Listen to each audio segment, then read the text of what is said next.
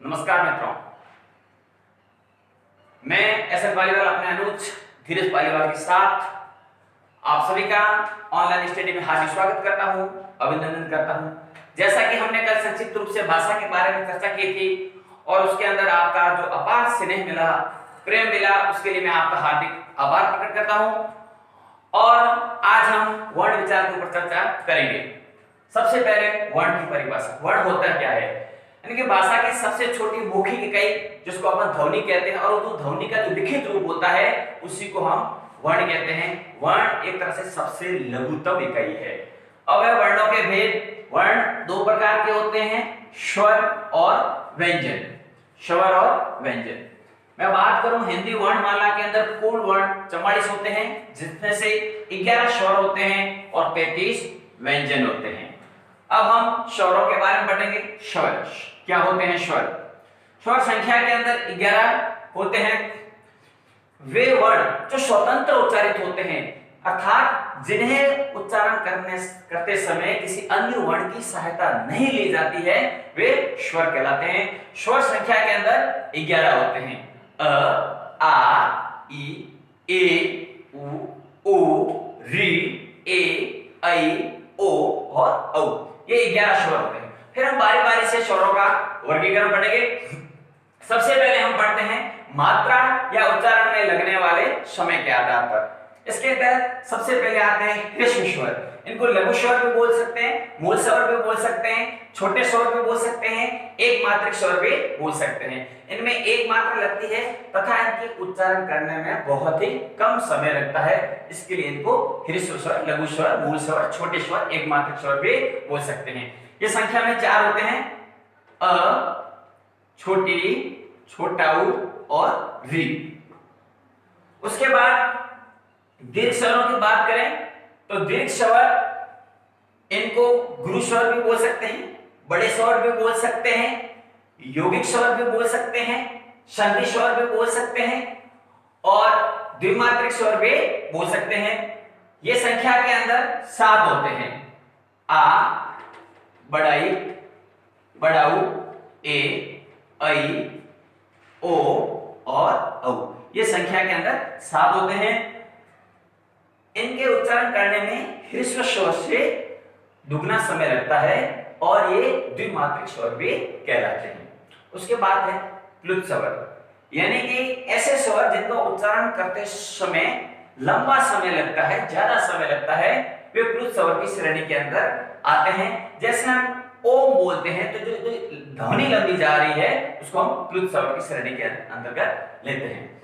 उसके बाद हम स्वरों का वर्गीकरण ओष्ठ की आकृति के आधार पर करते हैं। तो दो प्रकार के होते हैं, वृत्ताकार और अवृत्ताकार। वृत्ताकार के अंदर वे स्वर जिनको बोलते समय हमारे जो होठों की आकृति है वो वृत्त का रूप धारण कर लेते हैं, गोल, तो वो वृत्ताकार की श्रेणी के अंदर आते हैं। इसमें उ, ओ और औ ये वृत्ताकार होते हैं और बाकी पीछे बचे सभी स्वर अवृत्ताकार की श्रेणी में आते हैं। उसके बाद हम पढ़ते हैं जीभ के आधार पर और मुंह के आधार पर। इनको हम कंबाइंड रूप से पढ़ते हैं। जीभ के आधार पर 3 प्रकार के स्वर होते हैं, अग्र, मध्य और पश्च। मुंह के आधार पर 4 प्रकार के होते हैं, संवर्त, अर्धसंवर्त, अर्धविवर्त, विवर्त। अब हम इनको 2 in 1 में पढ़ते हैं। जीभ के आधार पर अग्र, मध्य और पश्च, ए, इधर कुछ नहीं, और उ और बड़ा, ए और ओ। उसके बाद यहां पर ऐ और औ और मध्य भाग में अ और इधर पश्चिम भाग में आ। तो इस प्रकार हम देखते हैं कि दोनों साथ साथ तैयार हो जाते हैं। अब जो हमारे स्वर हैं ई, ये जीभ के अग्र भाग से है और मुंह के संवर्त भाग से। उसी तरह ये जो उ स्वर है जीभ के जो पश्च भाग से है और मुंह के संवर्त भाग से है।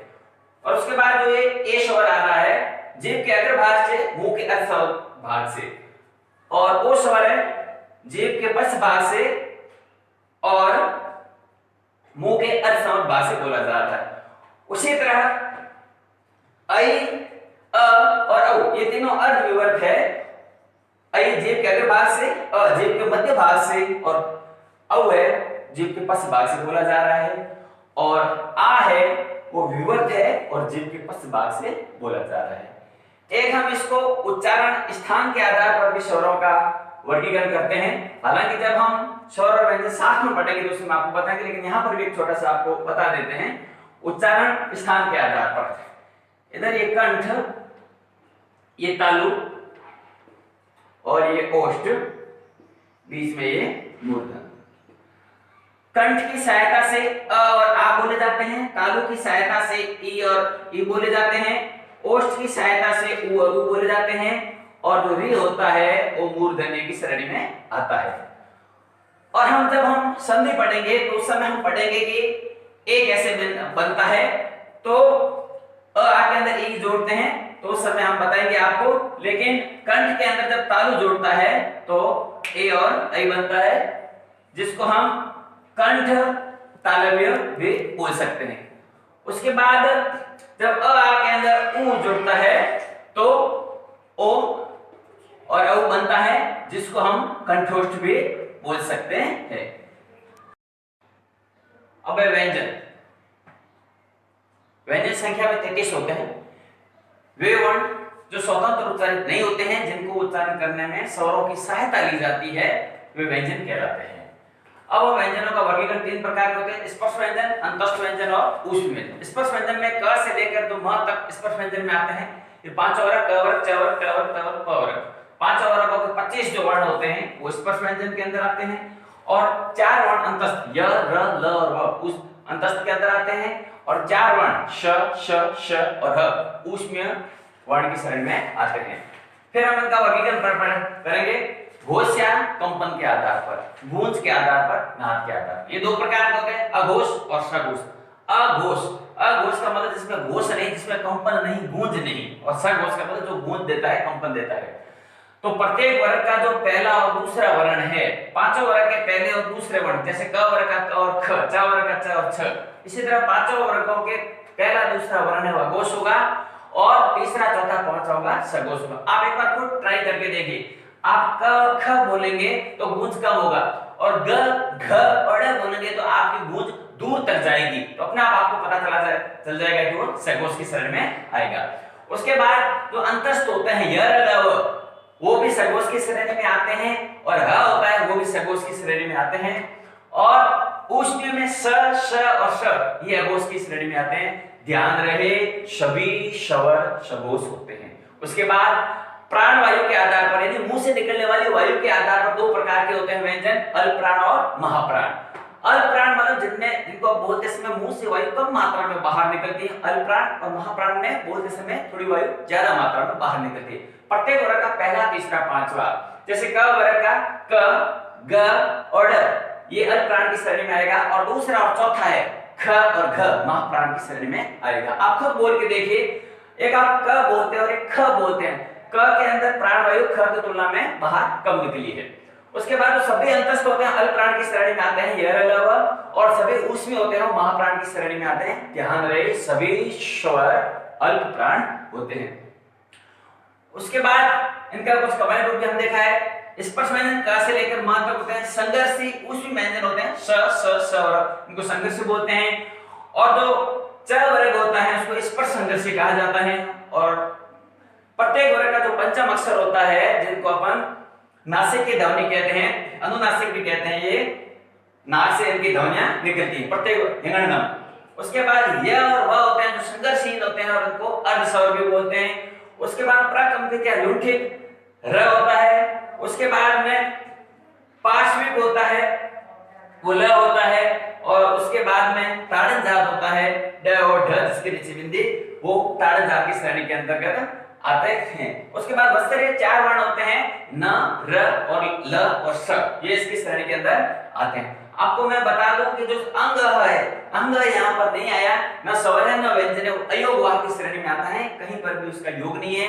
और क्ष, त्र और य ये संयुक्ताक्षर की श्रेणी में आते हैं, ये व्यंजन नहीं है। उसके बाद मैं आपको बता दूं कि जो सभी स्वर और व्यंजनों का जो उच्चारण स्थान है, जैसे कि हम संस्कृत में पढ़ते हैं अपूर्व विसर्ग नियम घंटा, वो भी इसमें भी सेम का सेम रूप से लगता है। अ, आ, क वर्ग, ह और विसर्ग ये कंठ से बोले जाते हैं। इचु यशा नाम तालु, ई, च वर्ग, य, श ये सब तालु से बोले जाते हैं। ऋटु शाना मूर्धा, रे, ट वर्ग और र, स ये सब मूर्धा से बोले जाते हैं। लिटुल शाना दंता, लिरि इसके अंदर नहीं आता है। ट वर्ग और स सड़क वाला ये सब दांत से बोले जाते हैं। और उपध्यो मानो ओष्ठो छोटा बड़ा और प वर्ग ओष्ठ की सहायता से बोले जाते हैं। और इसमें एक व होता है, वो दंतोष्ठ की सहायता से बोले जाते हैं। और ए और ऐ कंठ और तालु की सहायता से बोले जाते हैं। उ और औ है वो कंठ और ओष्ठ की सहायता से बोले जाते हैं। इस प्रकार हमारा ये जो वर्ण का वर्गीकरण है वो पूरा हुआ। आशा करते हैं कि आपको ये बहुत पसंद आया होगा। और अगर आपको हमारा पसंद आया है हमारा मैटर, तो आप अपने मित्रों को, रिश्तेदारों को इसको लाइक करने को कहिए, सब्सक्राइब करने को कहिए। आपका प्यार और सपोर्ट ऐसा ही मिलता रहे। धन्यवाद।